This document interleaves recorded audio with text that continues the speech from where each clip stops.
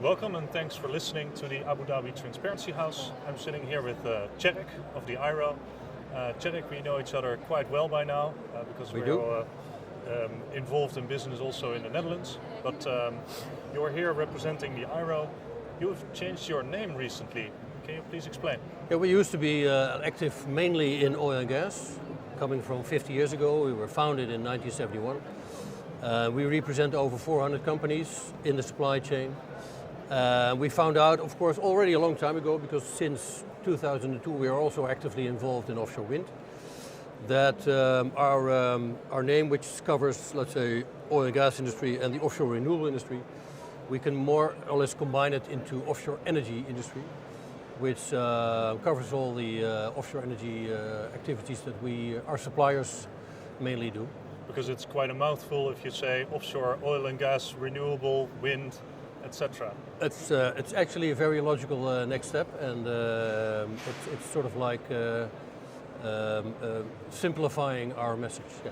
And it also means, because I understand the IRO is more, you could say it's sort of a branch organization. We represent 450 companies. Yeah. It means that there's a change going on within probably, everybody knows the maritime industry in the Netherlands is quite big. I think you're in the top 5 of the world. It means that there's a transition going on. How do you see your role in this? Actually, our role as a traders association is, it used to be only focused on networking and export promotion. And currently it's much more into creating new opportunities, but also connecting other opportunities within the energy transition.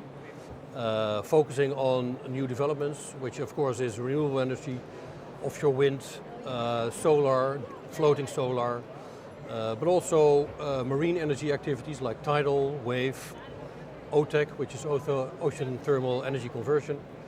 And that combining with, well, that's why we're here actually, water, food. I think there's a great collaboration possible within those sectors. And obviously energy plays a vital role in that, and offshore energy even more. So looking at the Dutch approach, where we came from, oil and gas, mainly gas, turning into offshore wind. We've set up quite a home market for offshore wind at the moment. But we're also focusing on subjects like CCS, carbon capture, storage and usage. We're focusing on hydrogen, storage of hydrogen in gas depleted fields, but also CCS in gas depleted fields. So it's much more looking at content, themes, topics, and in a broader sense also exporting these topics to the rest of the world. So in what sense is it a Dutch approach? I mean, there's enough countries that also do offshore energy and that also have depleted oil fields or gas fields. So what makes it Dutch? Well, I think the Dutch approach is that we focus on system integration. So working on what we used to have in the North Sea, the oil and gas infrastructure, the platforms, towards the new industry. System integration is vital. Usage of old infrastructure instead of, let's say, getting rid of it and rebuilding. You can see that for instance, also in decommissioning of oil and gas platforms. Reuse of the cables, reuse of the platforms. For instance, make them, like say, more electricity hubs in the North Sea, which can be used for offshore wind industry. I think that's the Dutch approach, and it's also very Dutch because it's hands-on, very focused on not too much discussion, but just doing it. So, in all this change, because we're going from a old-fashioned oil and gas industry towards a more renewable, sustainable way of providing energy, can you give us some examples of what the Dutch are doing in this sense that really stands out? I think one of the key things, we're talking about offshore maritime, which is very, let's say, intertwined. Looking, for instance, at ships and shipbuilding, we do a lot of LNG investments now in ships. Especially your company where you work for is also doing that quite a lot at the moment. Using LNG as a sort of like transition fuel. Look at big offshore contractors. At the same time, we're focusing on, as I said, portals, which is a project of capturing CO2 in the port of Rotterdam and storing it in gas-depleted fields near the coast. We're working on hydrogen, which is, for instance, a project which has been realized just recently, producing green hydrogen from green electricity coming from the offshore wind on an oil and gas platform. A company called Neptune Energy is actually working on that. And these are all examples of high-tech,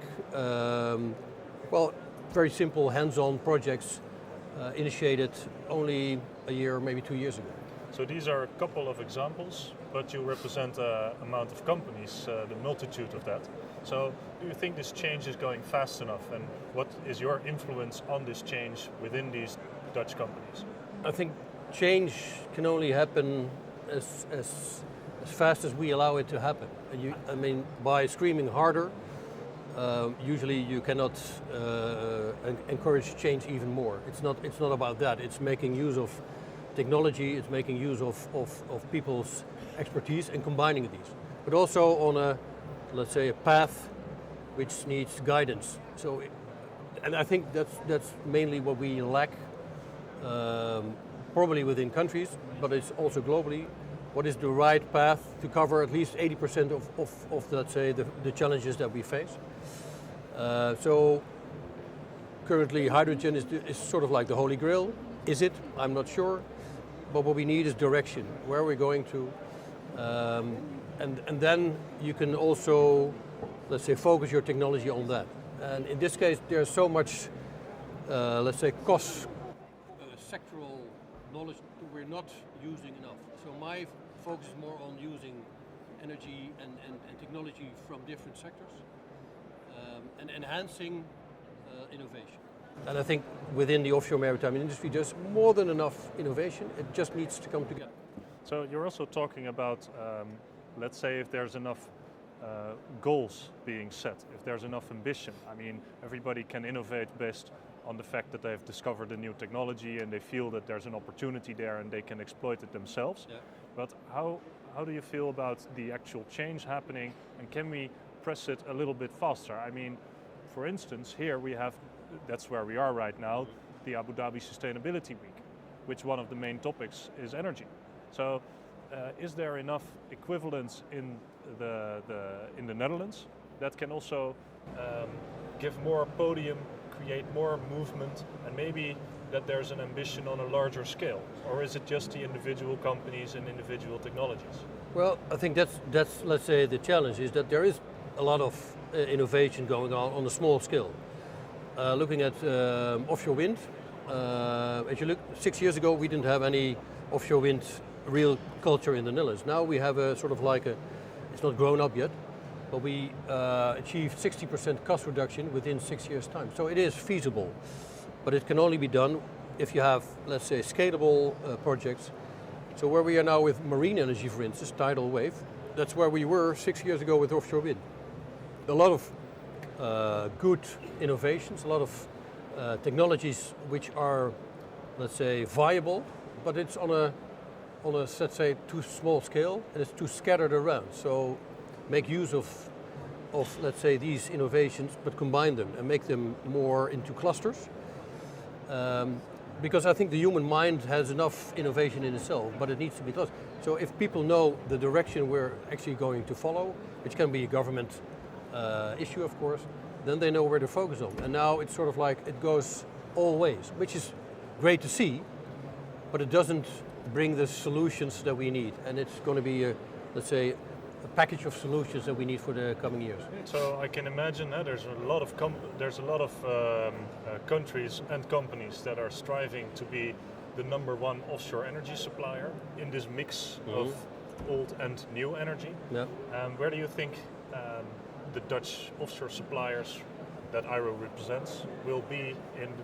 What's their goal? Where do they want to be in the coming 10 years? They want to be top notch of the world, as we have been so far in oil and gas for the last 50 years. Top 5. I think we're already achieving that more or less with offshore wind now, top 5 of the world. I think the Dutch approach is, let's say, being very hands-on, but also we have a history of offshore maritime which is enormous. And if we can use that, then we can, let's say, help other countries with their issues they're facing, which is water, which is energy, which is food. Actually, it fits in perfectly within the Expo 2020.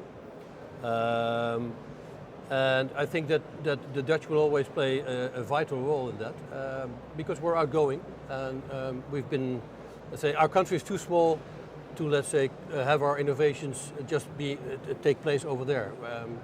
They're all over the place. So I can imagine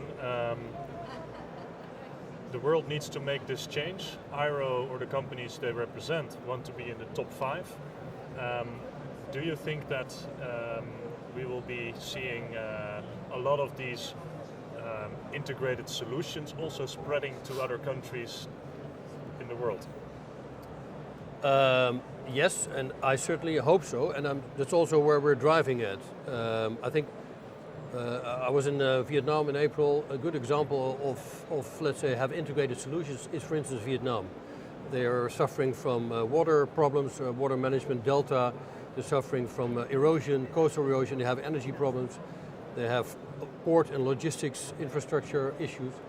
And the good thing is, we have that all, let's say, within the Dutch. We have that expertise. So if we propose integrated solutions for that, then we can really help countries and so the planet with the climate issues that we're facing. Absolutely. Okay. It sounds like the IRO and the Dutch have a lot of things they're working on to innovate and to make the change in the Netherlands, but also globally. Mm-hmm. We are here at the Abu Dhabi Sustainability Week. Do you foresee a lot of business being done here by the companies that are present? Well, what I foresee is that maybe not this week, but in the near future, absolutely. And as I think our ambassador already told, the Dutch are very, let's say, liked by also the Gulf region here, because we have a lot to offer, and we're open to other cultures, and we think a lot like other countries, but we do have impressive track records. So I think within the near future, we'll definitely have business here, which is already being done as we speak. There's 350 Dutch companies present here in the region already, so that's quite a lot. 7,000 Dutch people living here. So we're just, let's say, extending on that and building on the expansion. Yeah. Well, Tjerk, I want to thank you for being here, sharing your story at the Transparency House. I think you have a great representation of the market, and the world will need some change, and I hope that you and the companies that you represent will also be adding to that value. And once again, thank you for being here, and to everybody listening, we'll now be waiting for our next speaker. And yes, Tjerk, thanks again. It was